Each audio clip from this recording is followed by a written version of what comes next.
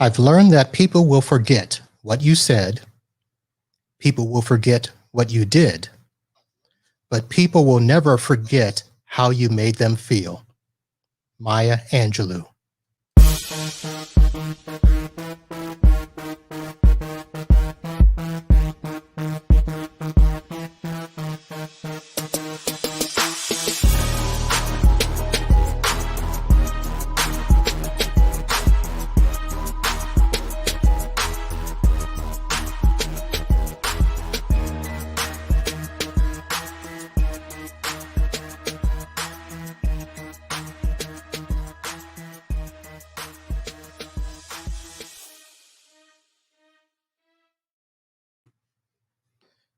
Hello, ladies and gentlemen, and welcome to another episode of Podnuts Pro. I am your host, Marvin Bee, and we are broadcasting live from Fort Lauderdale, Florida, home of Florida Man.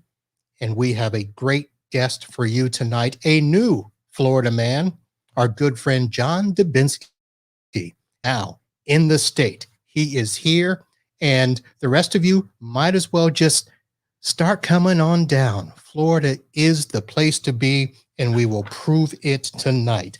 So I'm going to bring him on in just a second. But for those of you that are either watching or listening for the first time, Podnuts Pro is your podcast for IT business support. If you ever want to go back and listen to past episodes, you want to head over to podnutspro.com. You can find all of the past episodes there. If you haven't yet subscribed to the show, you can do that.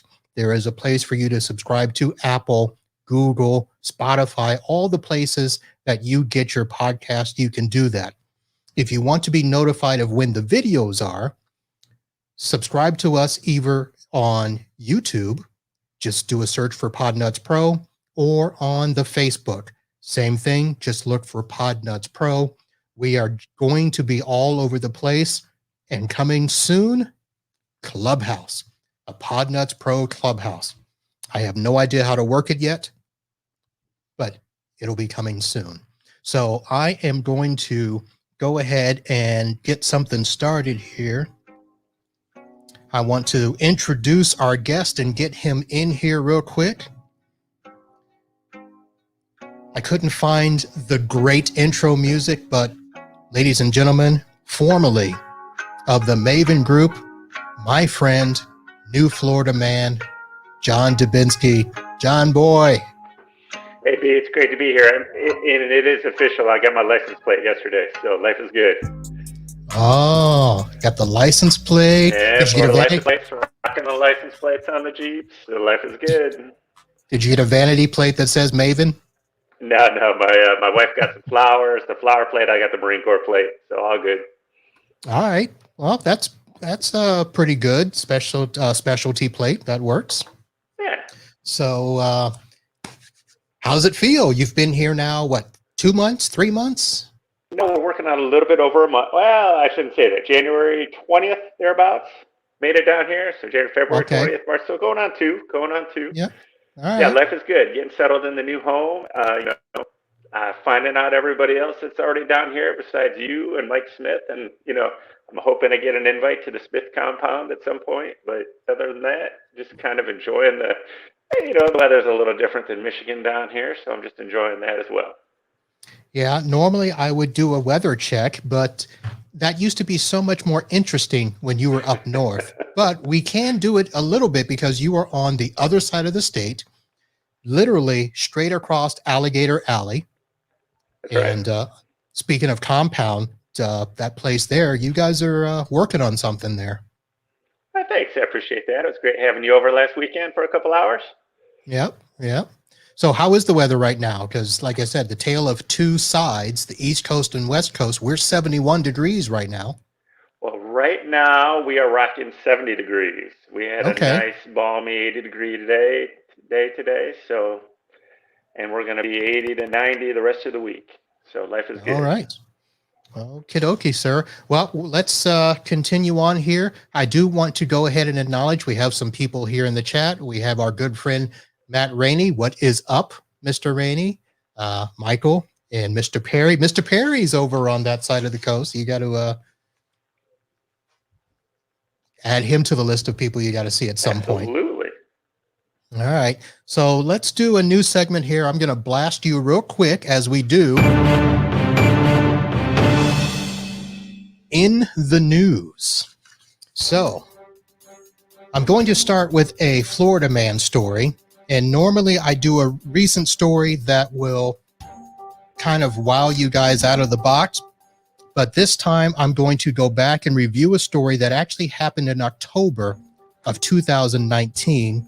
Cody Meter, who is 22, was appointed a psychologist by the circuit court judge ahead of a hearing that he's supposed to have next month to determine his competency for trial. Now, you ask, what type of crime does he need to go and have his competency checked? In St. Petersburg, he was found with a stuffed unicorn and allegedly dry humped it in view of a target loss prevention officer. He then grabbed an Olaf stuffed doll of the widely popular PG-rated Disney movie Frozen and dry humped it until he put the word in there. And so he was arrested and basically admitted to cops that he did stupid stuff. So that was over in St. Petersburg near our good friend Mike Smith. Now I want to get a little closer to home in the IT world because most of you by now have seen the MSP's transgender joke that went wrong when Scott Miller of the UK-based IT rock stars posted in Facebook that he was going to mark the day, which was International Women's Day, by mocking transgenders online. And he used a face app to look like a female, appeared to be in the IT, well, I won't list the group, but it was a group of about 10,000 members. Other members of the group responded, indicating that they found his post to be inappropriate. And his response was, guys, please respect my wishes to identify the way I want. And he was called out and rightly should have been. And so I want to give props to two people, Chris Weiser and Nicole Boone. Nicole is the CEO of Phoenix Secure IT. Chris Weiser of Seven Figure MSP basically called him out to the turf. This is something, folks, I don't even know how to write a script for this because with the year that we have had, in the diversity discussions we have had, I myself have put on 3 diversity podcasts, and we still have people in the industry that do this. And some of you asked me, why would you do this? Well, because of idiots like this. And I hope that it's just a simple mistake that he apologizes for. He has not yet apologized that I know of. But Nicole Boone and Chris Weiser, thank you very much for standing up because that's what we need happening in the industry. So that is your news for the day. All right. So I haven't quite figured out how to end that properly because I don't know if I'm going to ask for comments from the guest or, I don't have a Ed McMahon sitting next to me to throw his comments up. But John? Well, I'm kind of wondering how somebody thought it was a good idea just to begin with. So that's about all I got to say about that. Yeah. So at the end of the show, John, I usually do a segment where we give the guest an opportunity to do Florida Man versus the world or random question. I'm going to tell you up front, you're getting the random question. I'll take it. Because I can't believe that you yet have found yourself a Florida Man story. But if you have, I'd like to hear it. You got it. I've got it's actually in my Apple News feed, Florida Man. Oh, you got it. Okay. I actually heard the one with Olaf because that showed up in my Disney feed. Oh my. Okay, and those of you commenting in the chat, some of them will address a little bit later. John has said that he will stay through the podcast into the post show, so we'll be able to stay after the show and have a little bit more candid conversation. So, John, why don't we quickly do this? Because most people know you from over the years. You've been a part of the Podnuts community. You've been a frequent contributor on some of the podcasts.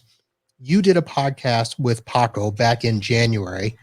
I believe the date was January 7th or 9th, and it was entitled Into the Sunset and was a part of the MSP Unplugged podcast titled Into the Sunset. And you guys sat and talked about the fact that you did what I consider the ultimate marketing move, sold your business and retired to Florida. Man, how'd you pull that off? Well, looking back, it's kind of a little surreal. Like my wife and I go for a walk at night, and I kind of still got to pinch myself or ask her. I said, "Can you believe we're down here already?" I don't even know if Florida would have been on our top 5 list, except for all our families down here. So it was the place to go. And you're down here, B, so I had to get down here sooner or later. But a good combination or culmination, I should say, of 25 years of work. It just came together over what I would say from August 1st of last year to, let's just say, February 1 this year. A lot of magic, a lot of things happened, a lot of things came together. I won't reiterate everything that Paco and I discussed on the podcast, but I went through down the quick list of just the things that happened in those couple months. I sold my business. The company I sold my business to merged with another company, and therefore I was bought out, which was kind of the magic that happened. I sold my house, sold my parents' house, sold my in-laws' house.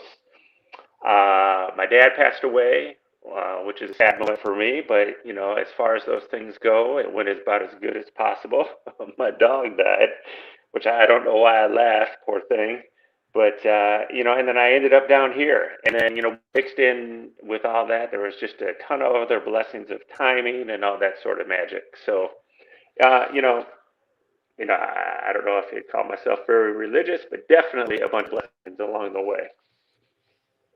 Well, I always say that things in life happen for a reason, good and bad. And it really is a testament to have things kind of fall in place the way they did for you. And you had the good and the bad all mixed in together. But it was almost like dominoes. They just fell into place. Each happened at each. Yep.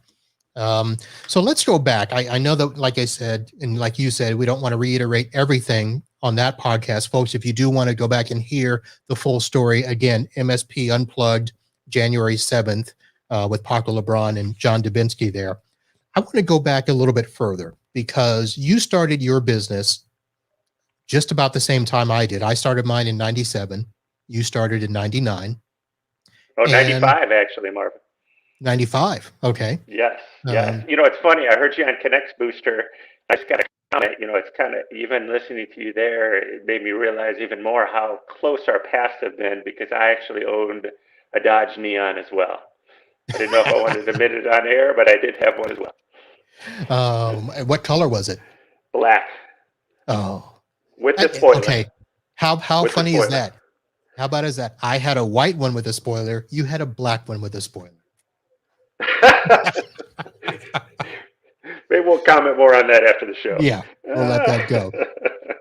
So, I mean, I know you talked with Paco about getting the business ready for sale and the things to get in place, but let's talk about the journey, because, we were basically on similar paths. Now, I am not on a quick retirement path. I plan to ride this thing out until it can't ride anymore. I'm already here in Florida, so I don't need to retire to Florida.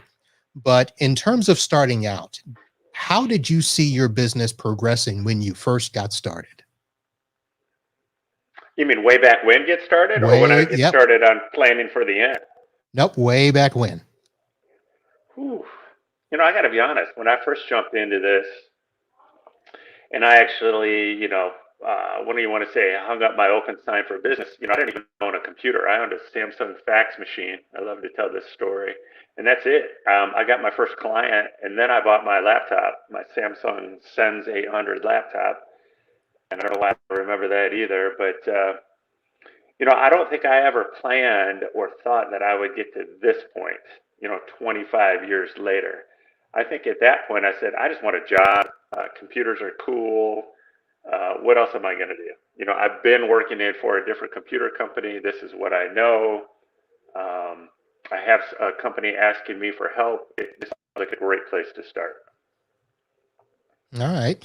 And for the most part now, were you always the solo tech per se? Did you ever have employees? No, I've kind of gone through that sine wave of solo tech to having 4 employees. I had a great employee, and I was probably too young to know that at the time, but his name was Brent.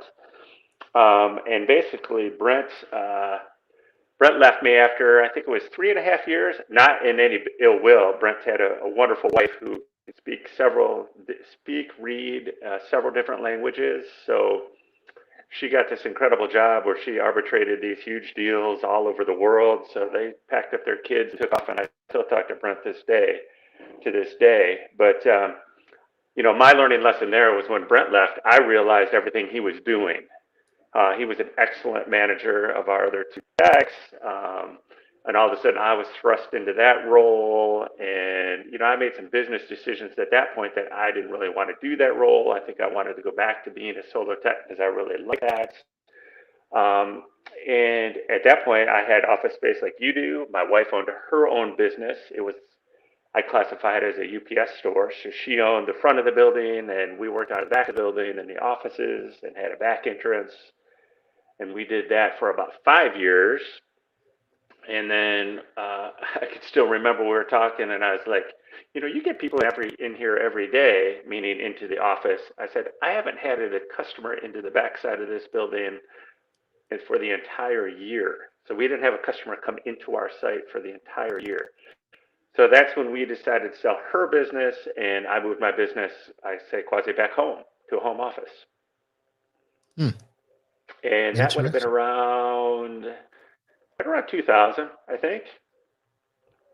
Okay, so that was early. That feels about right. Yeah, that was early on then. Yes. Oh. Wow. And that was a big decision, and I've been a solo tech ever since. That's a long time to work out of the house, I'll tell you that. Yeah, and that was through several moves. And, and I say solo tech loosely because, I think I know how you work too. I had a lot of great partners. One of my best partners was the company that bought my business. But, I had a great person that pulled on my cabling. I had a great VoIP company. I had a lot of supportive companies that were other solo techs or other small businesses that really helped me get to where I am. Not to mention all the other techs I've interacted with over the years that have helped. All right. So now that you've, told us how you started, and I know that the way that you got to the decision was you made the decision and then things fell into place. But in terms of the years leading up to that, because a lot of the reason stuff fell into place is because you had your business in a place that made it easy. So getting your contracts, getting your stack, can you describe how you got the philosophy and the mindset to get your business in that position? I really want to emphasize that it starts with having a good CPA. And CPA is not really a good word for it. You want to have a good business partner that's, handling your money, your CPA, but one that's also giving you guidance that you're going to talk to, I would say at least twice a year, but probably maybe 4 times a year, depending on how much you need them. Just that might nudge you one way or another. And to our credit, and I give a lot of credit to my wife as too, because she's the one that does all my books. I would say we started about 5 years before this all happened in making some business decisions and conscious business decisions on how we wanted to run the business, looking towards the end for valuation. And I would say a couple of the big ones were no long-term contracts with any vendors, even trying to push everybody that we could to month. And when I sold my business, I didn't have any vendor except for one that I wasn't on a month-to-month contract with.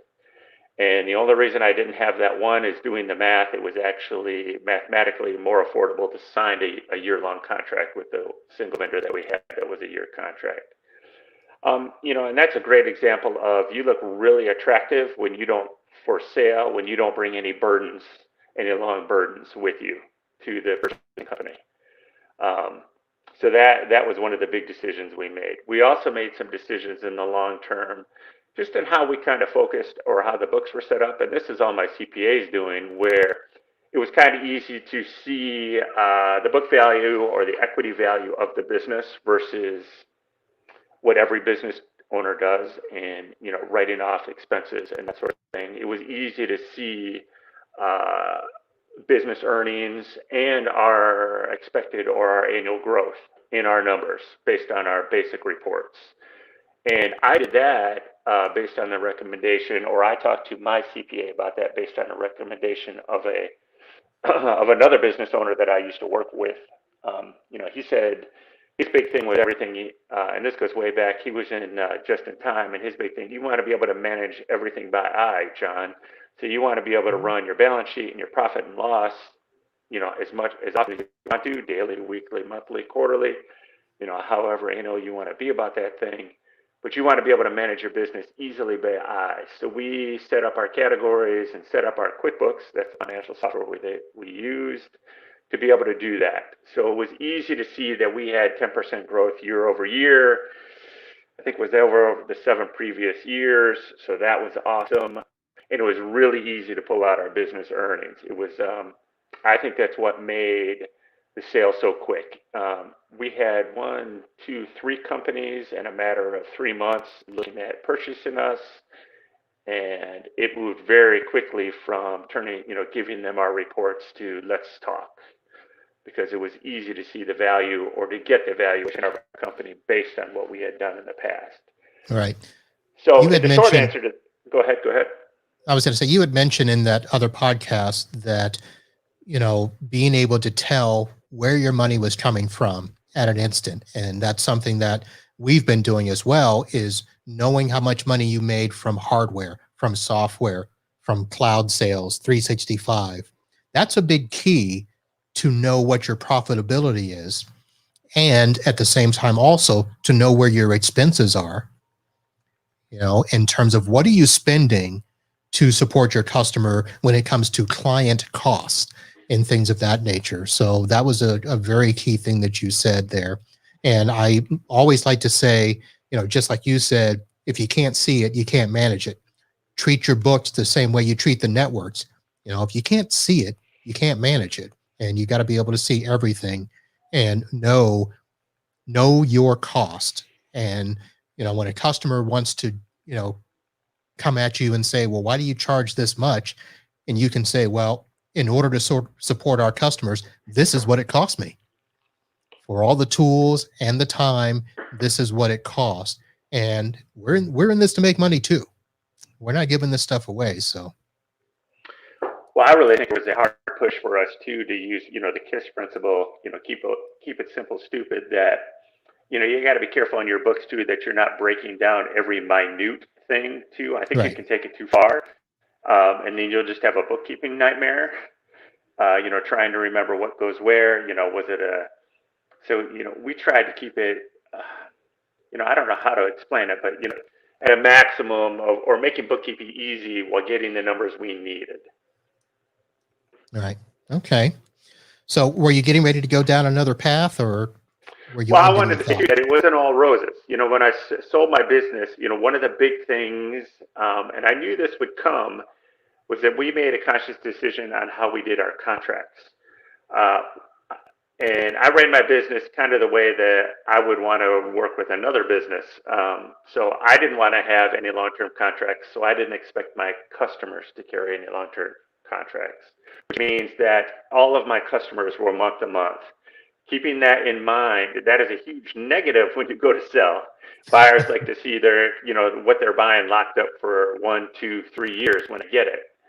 And depending on the structure of the deal that you might do, you might get paid on how much of the book of business they're buying they keep over a period of time. So right. If they lose 20% of the business, you might only get paid based on 80% of the book that they keep, even though they lost them through no fault of your own. So that's something to keep in mind.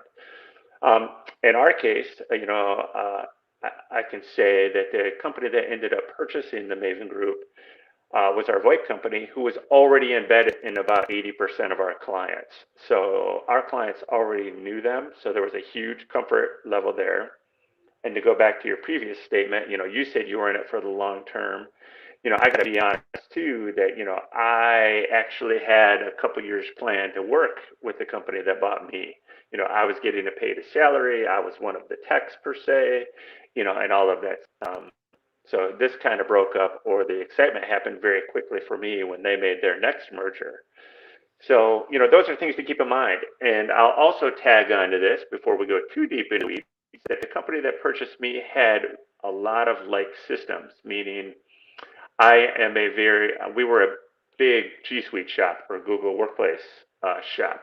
They were as well. They were already doing some managed networking, and it just happened to match up that they were using a lot of the same networking equipment. So, we had a lot of synergies already moving in together. So there is some magic there if you happen to stumble in a buyer that's doing that. Apples to apples matchup. They really like that as well. All right. Now, did you make a conscious effort? And we're not talking about the year that you tried every freaking vendor in the channel, but did you Been there. did you make a conscious effort to standardize your stack? Well, I want to say both things. One, I don't remember what year that was, but that was a painful year. Yes, I spent a lot of money in a painful year trying a ton of vendors. But I also did the absolute reverse, and I can give a lot of credit to Taco because we did a lot of this together over about, I'd say it might have been almost 2 years, where we really focused on eliminated vendors, trying to reduce the number of vendors we work with, finding the solution, and using that KISS principle. Keeping it simple. How simple can we make this? That sort of thing. So All it right. goes both ways. And I also think that made the sale more attractive when, we didn't have this book of 100 vendors, where we could bring this sleek group of relationships that we had where we could say, hey, talk to this guy at XYZ company because we work with them all the time. We have a great relationship with them. We already have terms with them. If you're going to bring your book of business and combine it with ours, boy, they're going to love to have you guys. That sort of thing. So good vendor relations and having a clean accounts receivable / payable is also very good too, as far as M&A goes. All right.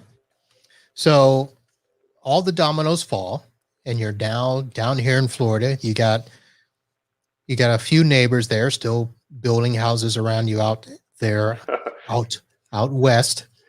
And so now that you're here and you look back, have you had time to kind of sit back and digest and kind of piece together what happened and how did it all happen that way? I mean, how does it feel looking back now? Well, there's a couple things. I was on a call with a couple guys last night who were doing the regular complaints about, some support issues. And I was like, man, I do not miss that. It's the thing where I don't know my password and I don't know how to reset it. So you tell them, well, just look up the email that I sent you that tells you how to do that. And they say, okay. And then 5 minutes later, your phone rings and they say, well, how do I search my email? That kind of thing. So I don't miss Really? that, but I do Not miss at all, a lot. I do miss a lot of the relationships. I do miss a lot of it. Some of my customers, a lot of my customers for 20 years plus that I had them. I, when I sit back, I can really feel confident that I did my best leaving them in the best shape possible without having me present. It's business. It's not personal. I can only do so much, but it's totally out of my hands now.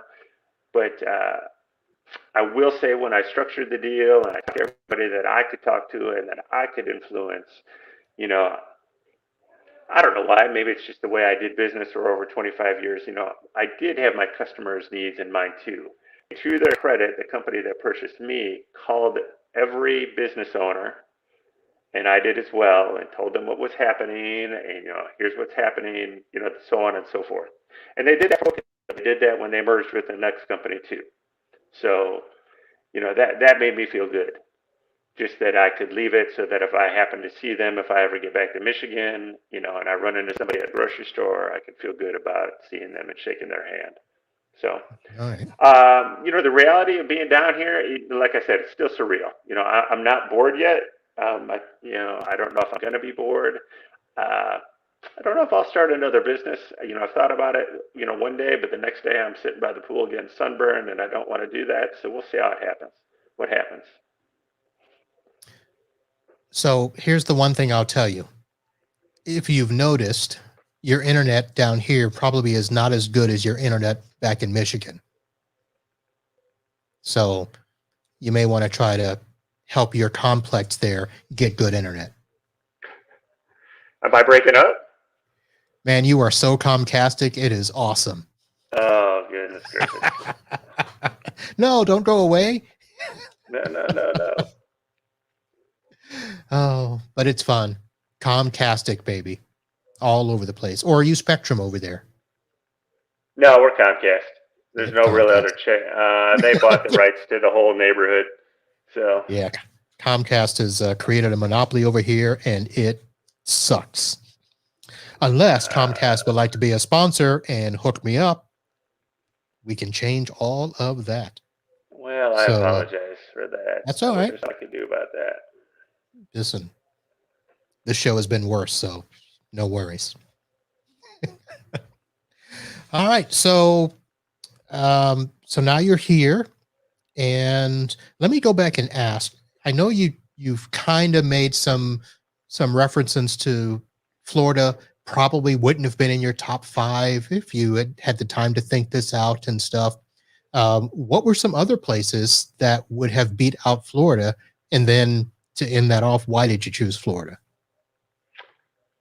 Well, I'll start with your question. I'm definitely in Florida because just about all of my family is down here. My wife's mother's down here. My mother lives with us now, so that's great. And I think you met her on Sunday. She stayed up just to meet you. I told my wife when I got home that she stayed up just to say hello, and I thank her for that. That was awesome.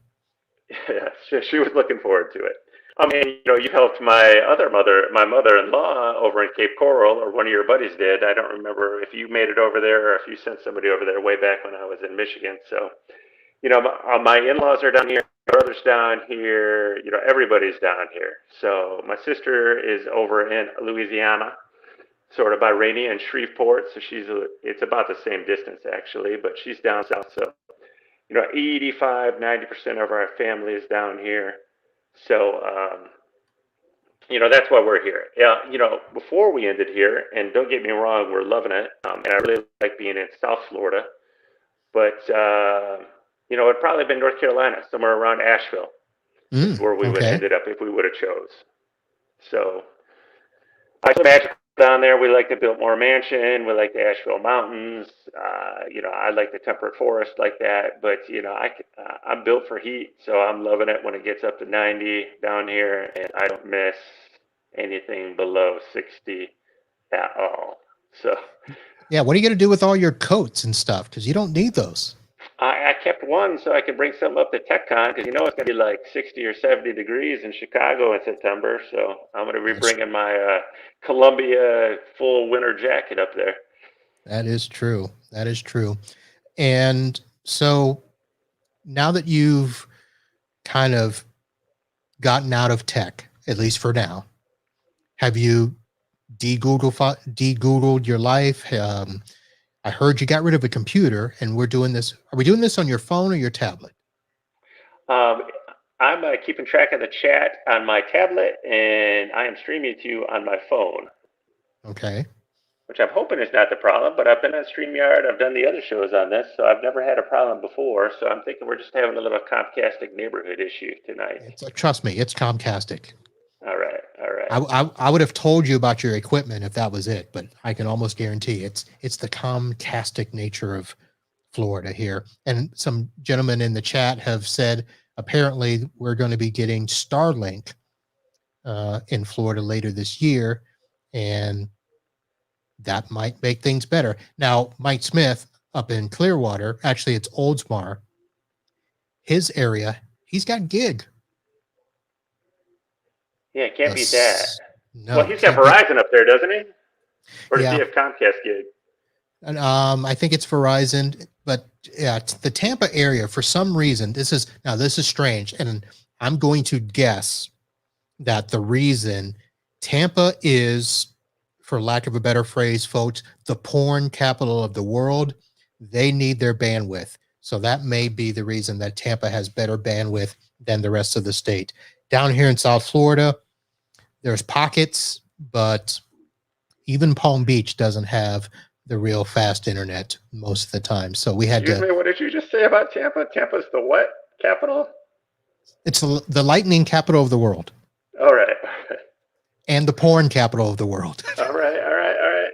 Mixed in with a little Scientology. Mixed in with Scientology. Yep.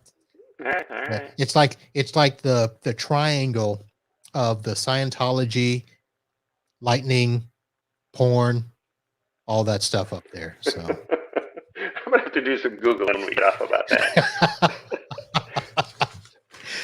I'll have yes, to ask man. my neighbor if his wife's home tonight. Maybe that's the issue that's causing the problem. Because you're sharing internet.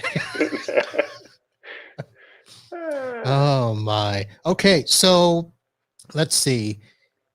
We talked about Now I selling the remember the business. question you asked me right before we went to that. The question that I asked you. Right before that, yes. Anyway, Well, it was keep going. It was the two-part question about where what were the places ahead of Florida and why you ended up in Florida. We got those All answered. right. Roger that. And I was going to say that in terms of, you mentioned Asheville, that is a beautiful area up there. So I used to go to camp near there at Crest Ridge and Ridgecrest. It's off of near Black Mountain. And, I know right where Black Mountain is. So we would go there. And when I had my 3 years of darkness over near Raleigh, I would drive across the state over to there. My sister-in-law is in Charlotte. And 2 of my clients have moved up to Asheville and Boone, of all places. I know where both of those are. I know where Boone is too. Yeah. And a tool nerd, I'm not planning on hitting any nude beaches. Trust me. And nobody wants to see that. Nobody wants to see the Speedo either. If anybody wants to know about Asheville, if you can sit through the movie Last of the Mohicans when they're running through the mountains and they show all the pan shots on the mountains, that is Asheville. So. Yep. Okay. Now let's go a little, speaking of Scientology, let's look into the future. You got out at a very interesting time. The landscape of tech is changing. And I don't know if you kind of had a sense of where things might be going, but now that you sold the business, you got out, do you have a sense of, not only being glad that you're out, but are you glad that you're out because of where you see things going? Or are you able to now have a different perspective on what the future of tech, the future of managed services, which, our businesses are, break fix, all of that stuff? What do you think? Well, I think that's a double-edged sword. On one side, I think as MSPs and techs, we have tools like never before, services that, remote access, everything. I mean, we can go down the list. There's better tools than there's ever been to accomplish what we need to accomplish. Technology is amazing, blah, blah, blah. I mean, that's the bright side of this. Having most of my clients or a lot of my clients for over 20 years, and having a lot of them in a dental or orthodontic industry, so compliance and coming into the realm of what we do, that was a huge change. Because clients are like, well, it's been working, John. It's been working for 15 years. So why do we need to do this now? Having to sell them more equipment, increasing their prices, restraining them with more security, that's kind of a drag. So working through that and getting that situated or focused so that it does not affect their business, or finding ways that sort of thing improves their business, is a challenge. On the horizon, maybe what both scared me or made me think there was some strong opportunities coming, and I'll pick on Rainey and his state, Louisiana. Now is my understanding that if you're in Louisiana and you do government contract work or bidding or anything with the state government, you now need to register with the state government. And so I think what's going to happen is that unless the computer industry gets their act together and creates something like the lawyers have the bar which you pass, sort of maybe there's a computer bar or something. I think a lot of regulation is going to start happening in the computer industry where we need to maintain minimum standards, kind of like an electrician or something like that. This is my broad guesses. So, that may add a lot of cost and other negatives to being an MSP in the upcoming world, but I also think it adds opportunity to differentiate yourself. And what I mean by that is a lot of guys, or, I hear people say, well, let me even back up there. You hear customers say, well, my cousin can do this, or my manager's son can come in and do our computer work. We don't need to pay you for what you're doing. Or you get a trunk slammer or whatever we're calling them nowadays. That's undercutting the price because they're obviously not providing what needs to be provided.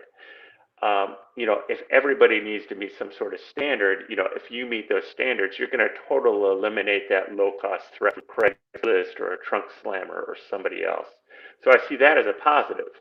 So, there's a lot of challenges coming, same old, same old. We're in the change business. It's just something we're going to need to be, you're going to need to be caught up on, not me any longer.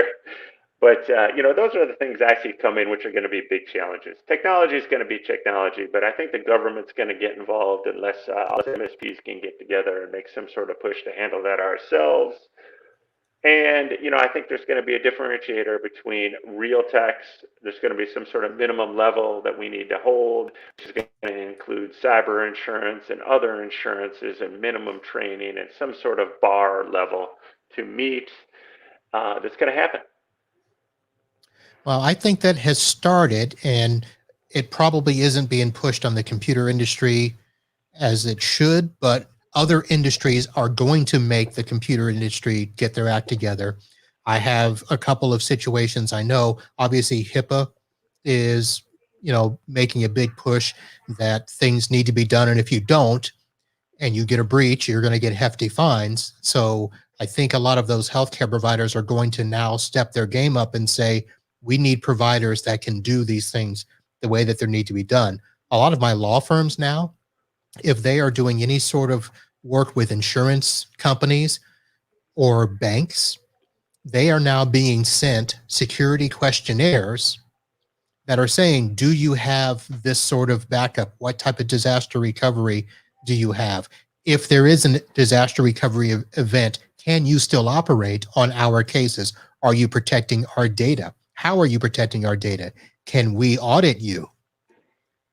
And so that sort of thing. So my customers are now starting to say, can you fill this out for us? And I sometimes have to say, no, not unless you start doing this. And that is forcing the customers to think, wow, we have to spend more money to keep the clients we have because, they don't want to be audited. They don't want to pay for, local and cloud backup with disk imaging. They don't want to pay for, all of our tools that we have really, grown to love, but they're being told to.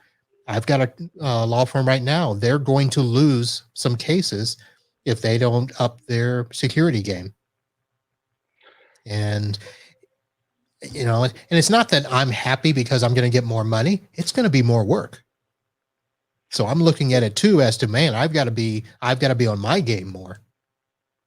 Absolutely. I mean, you can even take the simplicity, the lowest bar is, everybody takes credit cards. So we got to have that PCI compliance, that survey everybody gets based on its complexity, based on, how they're using credit cards in their organization. But I always go back to, and I kind of feel bad saying this, but, you talk to a lot of techs. I mean, if you don't know VLANs, you got to know VLANing. I mean, you can't do our job on the most basic level. You can't set up home networking with IoT and internal endpoints without knowing VLANing now. I mean, you just have to have that skill set. There's just no way around it. I mean, there's no way to correctly set up a network now without without having VLAN. Yes, you can do it the old way and actually do the cabling and use separate switches and routers and all that kind of stuff, but the technology's there, so now it's time to invest in learning network infrastructure to do this the proper way.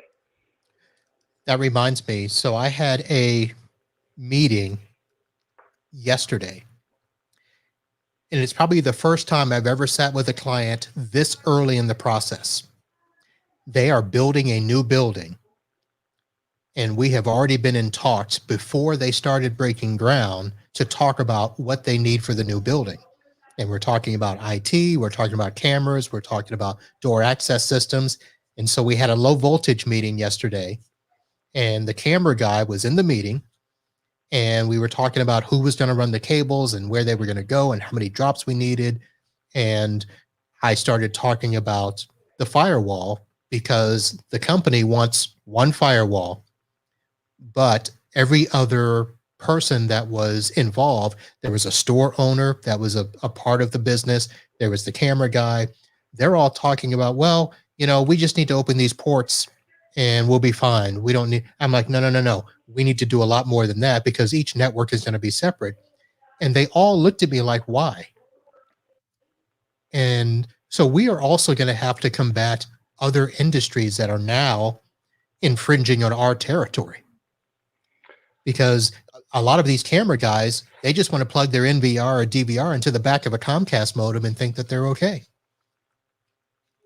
I mean, an open port is, you might as well just run your tongue down a handrail on a New York City subway. I mean, that's the exact same thing. You're going to get some. You just can't leave any ports open anymore. You can't do it. Yep. I mean, the exposure is just too great. And you're right. The vendor fight, I was there. I mean, wasn't there just some big camera hack today in the news? Like 150,000 cameras in hospitals, Tesla overseas. I mean, Yep. So, I mean, I don't know how it happened. I don't know if that was an open port. It's probably with some sort of system infiltration. But yeah, I'm with you 100%. It's, not only are we going to have the battles that we had in the past, meaning, the copier guy shows up and that sort of thing. But now we're going to have the NVR camera guy, the VoIP phone guy, right before I left, one of my big customers built a couple new buildings, so you can add the lighting systems guy because the lights were controlled by IP in the entire building, and they wanted that open to the internet so that they could remote in and all this fun stuff. So I mean, everything is now on our networks. Everything is IP based, and if it's not there already, it's going to be.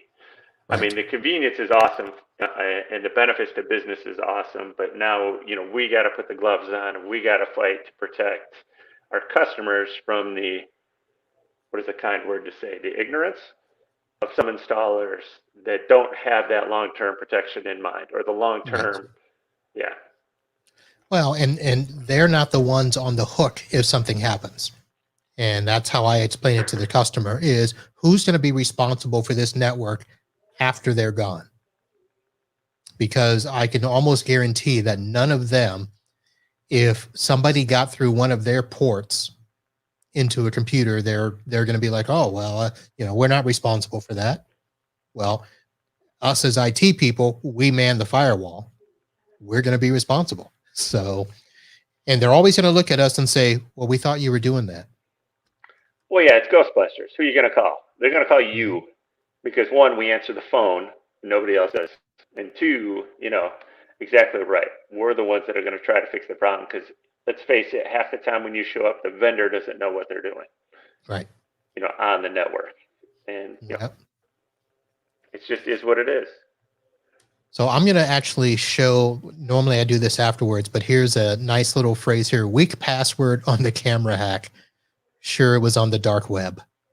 Who's Tool Nerd? I don't know, but he's in Florida, so that's all that matters. Oh yeah, he's good now. So apparently, all of Florida and Louisiana are watching tonight. He's the smartest guy in the chat right now. Sorry, Rainey. Yeah, Rainey's probably eating. We probably lost him at porn. Yeah, you're absolutely right. I mean, but those battles have been the same battles we've been fighting. I mean, what was it? The Comcast installer screws stuff up because he comes in and resets all our routers and all that. The Yep. copy guy shows up, and what's my favorite story about that? One of my long-term orthodontics clients, the office manager, her name was Allison, totally awesome. Calls me. It's Monday morning, and she says, "Well, we can't get in the building." And I'm like, "What do you mean you can't get in the building?" And she's like, "Well, we can't get in. My lock's not working." And I'm like, "Well, I've got the janitor's set of keys because I can get in everywhere." So I said, "What do you need me to run a key?" And she says, "No, my card's not working." And I'm like, "What do you mean your card?" And she's like, "Well, the security guys put the new system in on Friday."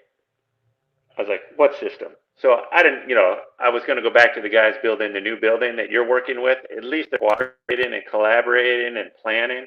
So they had a security system put in. They put the security box in on the exact same IP address as the copy machine. So over the Beautiful. weekend, the copy machine won. So now none of the door scanners are working. There's no key to get in because nobody brought their key. So I ran my key up, got them in with the key. The alarm goes off. Nobody knows I shut the alarm off. But who'd they call? They called me, the computer guy, who didn't even know anything about the install, instead of the security company.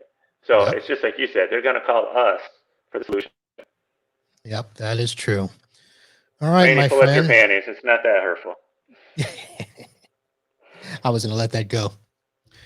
Well, Mr. Maven, I want to thank you for joining me in the state of Florida as your permanent resident. And folks, you're going to be seeing a lot of Mr. John Boy and I. Didn't I used to call you Mr. Sharman? I don't know. No, I think it was the Lysol dude. I don't remember. Back in, let's see, we first met in 2014. We first met each other in person in 2015. And look at us Been now. love fest ever since. Yeah, yeah. Ebony and Ivory, buddy. That's right. Black and white neons. That's what we got to find a picture and put that together. So no, it's been an honor. I appreciate the time. I'm sorry about the bad internet if that was on my end, but I hope we provided some value tonight, or listen, at least a couple good laughs. I live here. I know exactly about how Comcastic stuff is here. So, all right. So let's do this. You had mentioned you were trying to prepare for Florida Man. So let me let you go ahead and tell one of your Florida Man stories, and then we'll get to random question. Is this going to be a random question from you, or yes. I actually, okay. See, here's what happens, John. If you don't listen to the podcast, you miss these segments that I add to the show. So basically, I have a website that is a random question generator, and I just click the random button. I'm going to, at some point, make it a standard feature. Start? I listened to the show. But that far behind? We're going to make a wheel of questions at some point so that people can actually see the wheel turn and which questions come up. But right now, it's just a website and I hit a button. So, all right, I'm ready with my Florida Man story. And I got to admit, when I saw this in my feed, I thought of you immediately. Florida man with state tattooed on his head calls 911 for a ride home. And literally, I'll send the link so you can put it in the show notes. This guy has state of Florida. That's an old story. That's an old story, John. This came across February 8th, 2021. Did you do this one already? We've already done that. Yes. Oh man, that was my favorite one. Yeah, I've been saving that since you told me I was going to be on the show. Yeah. All right, I'm out. Epic fail. Okay. Yeah. All right, give me the Wheel of Fortune. Let's play Wheel of Fortune. All right. So random question generator. And let's see, is there going to be a topic? So here is one of 700,000 questions that I just click the button and could be any topic. All right. Ready. Wow. This is like a softball down the middle of the plate. Well, respin it then. Do something what hard. is, no, I'll say it because I don't want to, make it look like it's rigged or anything. What is the funniest joke you know by heart? Oh God, one I can't tell on air. Ah. All right, let's go to this. Let's do this one. What languages do you wish you could speak? Spanish for sure. Now that I'm down here. You're nowhere close to North Cuba over here. No. I mean, everybody that's around here working and all that, Spanish, Haitian. I mean, William just came, our electrician. He's primarily speaks Spanish. It'd be great if I could actually communicate with somebody down here. Like I'm even more ignorant than I was up north down here, so can't communicate with anybody. So yes, Spanish for sure. All right. So there you have it. See, that was easy. A little panic. I am a Leo. My birthday's in August. I thought you were going to do, No, easy. come on. I'm a kitty cat when it comes to these things, but I will call you on your Florida man stories. You got to be current, and they've got to be real. But I've been saving that for the show today. I didn't hear it. You see that guy's Florida tattoo right on it? Yep, it's awesome. But that's why you got to stay current with the show. I know there's other podcasts out there, but I just do what Apple Podcast tells me to do. I've turned my life over to Apple instead of the Google. So I don't know who. New master, new time. All right. Well, folks, those of you that have watched live, I want to thank you for being in the chat. We've got a lot of comments there. And again, for those of you that are listening by audio after the fact, you can go to YouTube and the Facebook and find us there. If you subscribe or like the pages, it will tell you when we are going to go live, and you'll be able to see that. We are always going to go live Wednesdays at 8 p.m. And if for some reason you just don't want to subscribe to anything and you just want to hop over, if you go to podnutspro.com/live, that will get you the feed. But subscribing to YouTube or the Facebook will get you the direct link. You'll see the guests that we're going to have on the show. You'll see the topics that we're going to talk about. We've got a couple of great topics coming up. Next week, we're going to have a double header. I'm going to do a show with NetAlly in the afternoon, and we'll be talking about the Link Runner G2 and the Etherscope. There have been some fantastic updates that have come out with those two handheld tools. We'll refer back to the VLAN show that I did with Mike Panaki and Know Your Networks. And then at night, we are going to continue with No Marketing Marv Presents. So the rest of the month, we will be having podcasts that focus on marketing. And just because I don't know marketing as well as I should, I'm going to have people on that will help me with that. So next week, No Marketing Marv presents our good friend, Matt Rodella. So tune in for that and get your marketing game on. Okay. Well, John, thank you for being on. Total honor. Appreciate it. All right. And those of you that are here with us, stay through the outro and hang in through the post show. That is going to do it for this episode of Podnuts Pro. We look forward to seeing you again next week. Same time, same channel. You're going to do it with me, John. And until next time, Holla.